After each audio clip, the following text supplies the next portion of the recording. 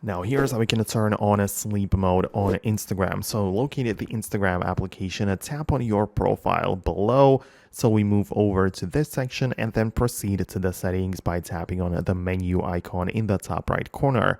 Then part of the how you use Instagram section, you can find time management. And this is a place where you can track your daily average time spent on Instagram and stuff like that. But below, you have two options for a daily limit and a sleep mode.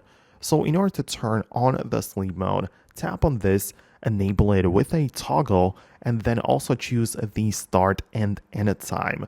So it is, of course, up to you, but you can adjust the beginning and end, and also select the days of the week when it's supposed to be active.